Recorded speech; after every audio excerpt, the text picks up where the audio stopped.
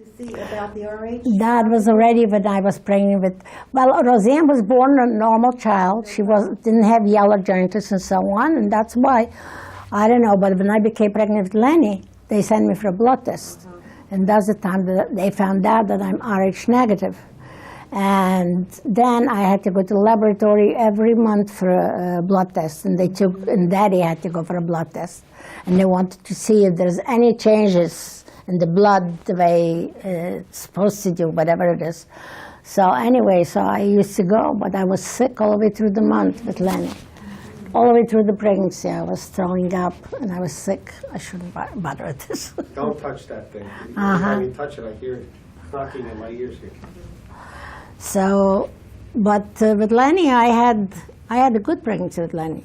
Not a good pregnancy health-wise, but the delivery was pretty good. They gave me some, injected some medication. I think it was through the rectum or something.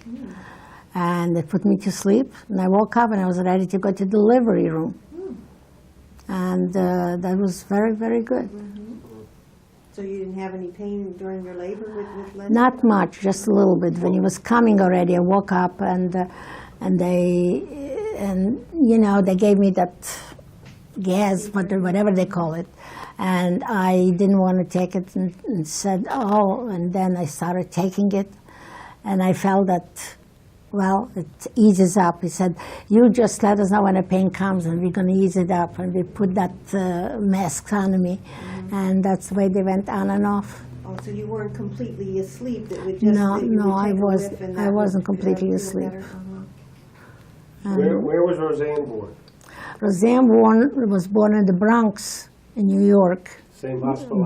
Bronx Hospital. You were born in Bronx Hospital, too. Mm-hmm. What was Roseanne's labor like? Roseanne's labor came very fast. She came very fast, Roseanne.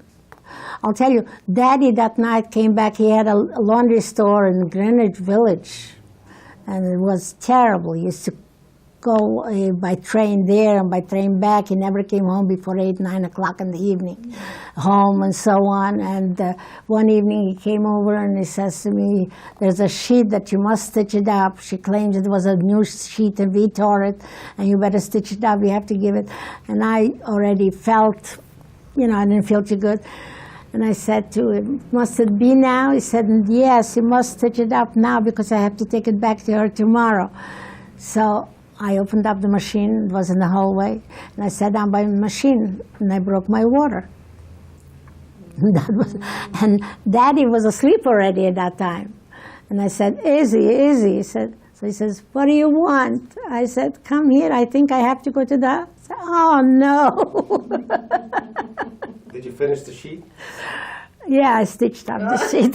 That was the main thing. Oh, talk about loyal wife. That's right. And then I came into the hospital. I was in labor till early in the morning. You had these long night labors. I did, because it was a dry labor. And with Mickey also, I had a dry birth. I lost the water, and then by the time, but now they give you certain medications to ease it up, but then they didn't give you nothing. And that's what it is. Didn't you have that twilight sleep? I had the twilight sleep, I think, with Lenny.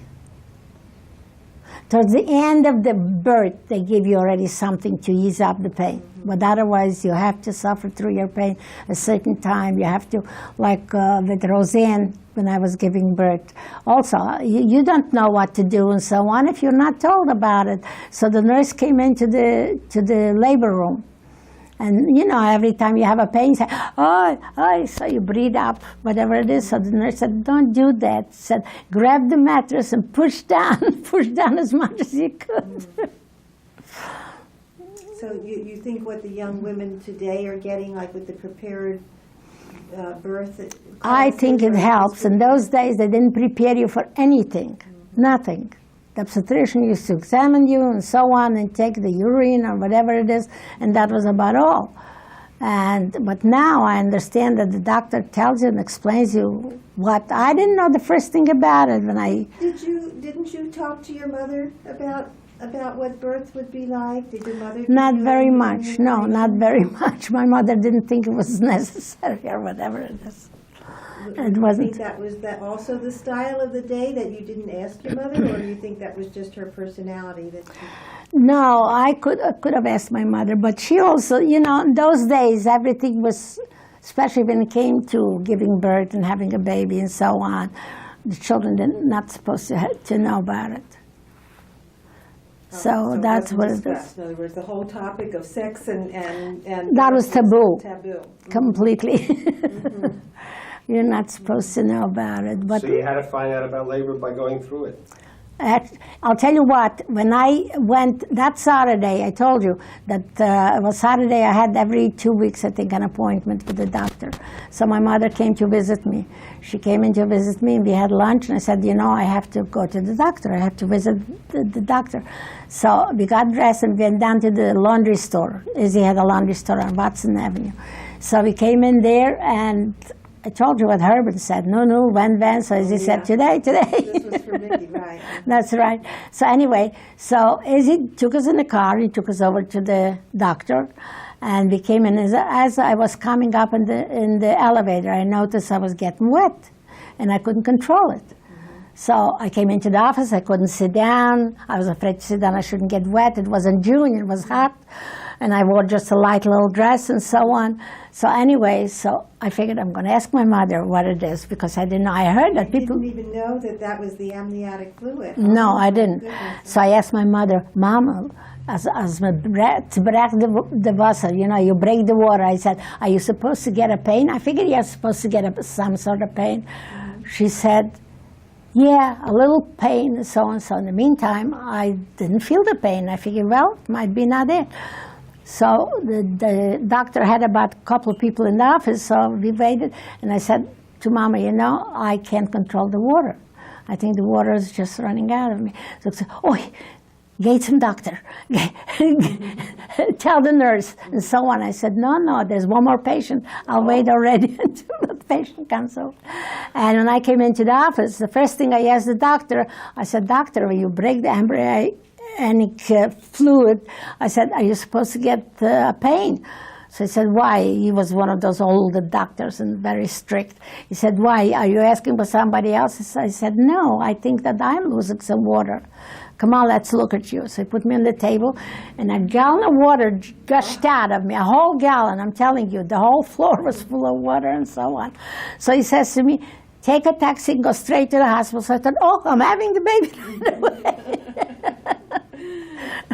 So anyway, so I said, yes, can I call my husband to come and take me to the hospital? He said, okay, call your husband, but don't go packing and so on, so go straight to the hospital. So I came to the hospital. They admitted me about 3 o'clock in the afternoon, and I didn't start getting pains till about 7. And 7, it started very mild pains, a little bit stronger and stronger. You had a whole, oh, sure, 12 hours before you That's were right. in. Well, I didn't give birth to Rosanna until 7 in the morning. And then in the morning already, when I started getting real labor pain and so on, so they took me into the delivery room. I mean, they gave me some, I don't know, they call it gas. They say, move over the gas. That's what they usually say. And that's what it is. Well, you sure didn't have much preparation for childbirth, but how about for child rearing? Had you been around other people with children? You were like the first in your family? I was the first in my family, and whatever my mother knew, she would come and tell me this or that or whatever it is, but I didn't have anything. In those days, they didn't even have books. I don't know, maybe I didn't look for them. It's possible, too. But hardly anything. I notice the kids now are very well prepared. They're well read and they know exactly what's going on. But in those days, those things weren't there. Whatever your neighbor told you, or your friend told you, or your mother told you, that's all you knew. So that's what it was. No mommy and me groups. No mommy and me groups. Believe me, they could have used some. So that's what it is. That shows you that everybody's getting smarter, and they're more aware of what should be done, with especially preparation for birth and many other things.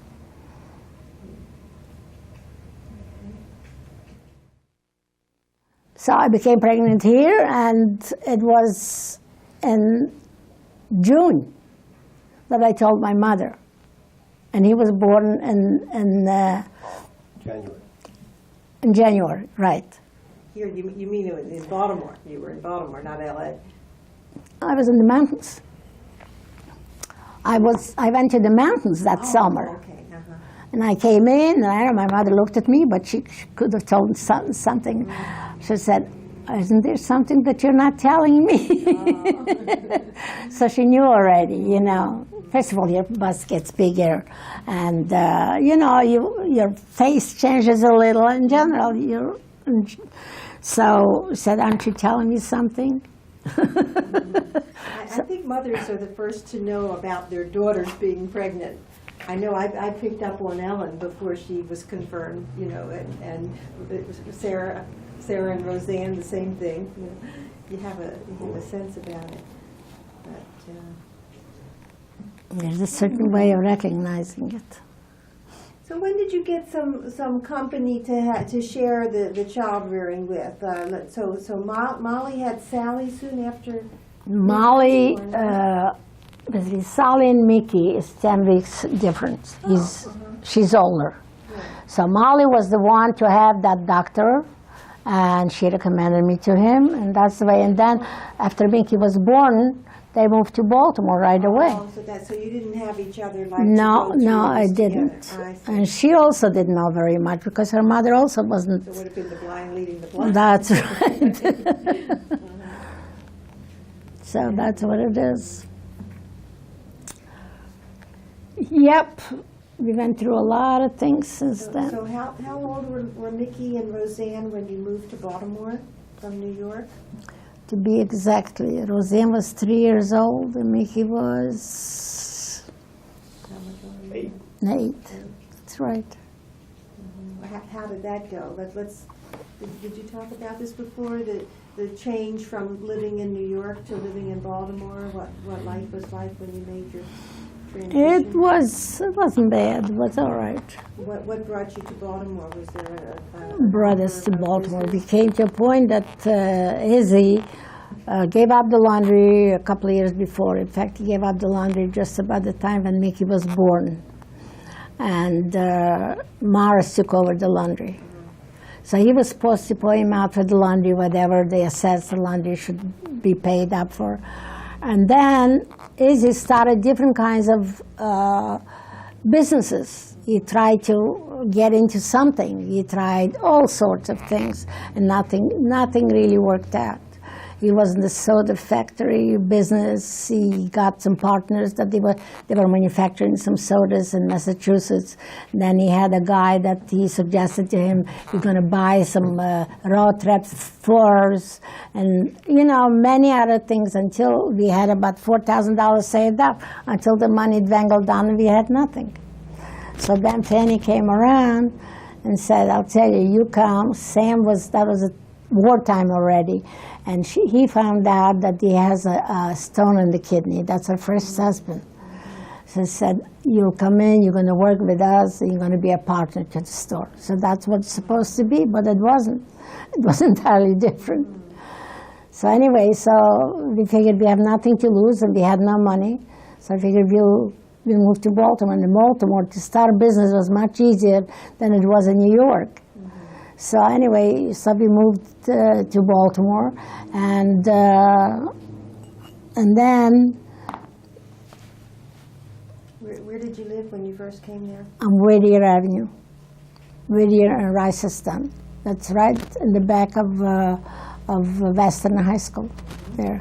It was a nice place. I had an 8-room house there, and it was too big for me, and I rented the other room to somebody that came to work on the fence, and my brother Boris was working on the fence, and he came with a friend of his and stayed a couple of weeks there and so on. But it was a nice place to live.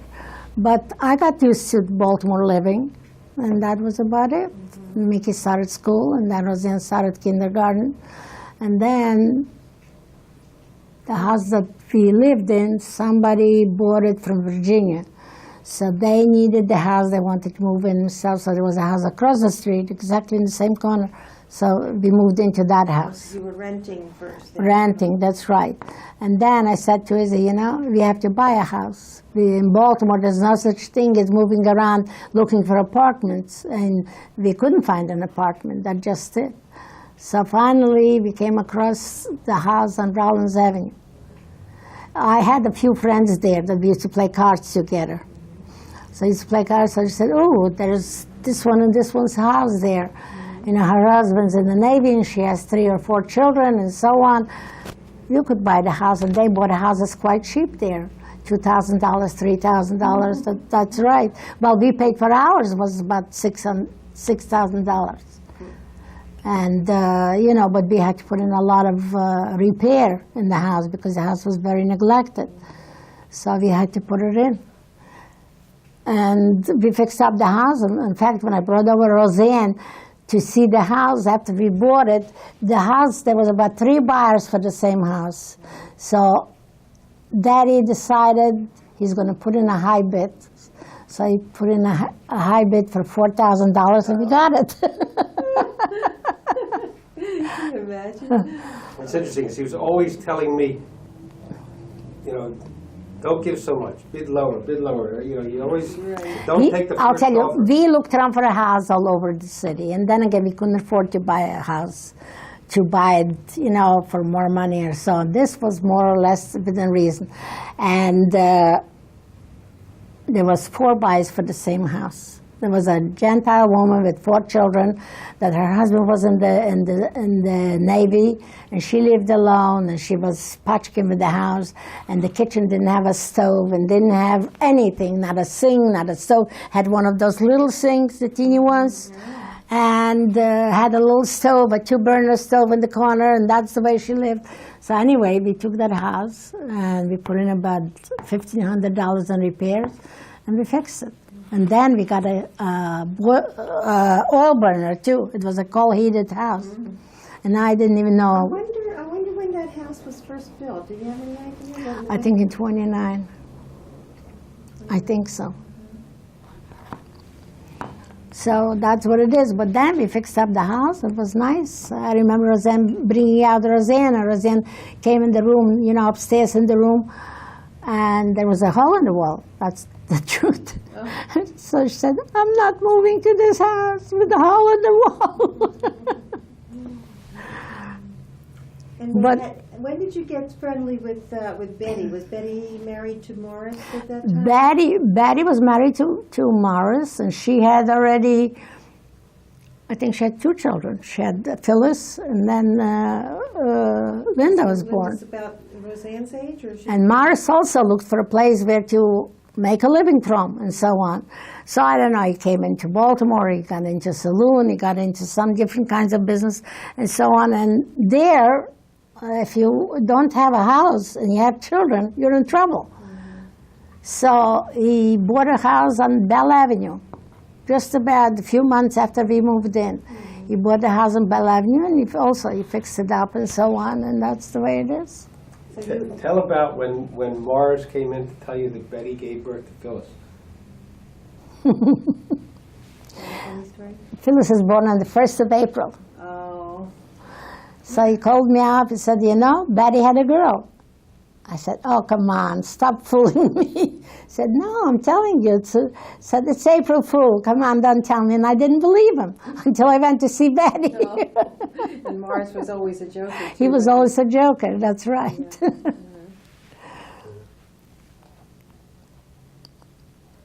Yeah. All right.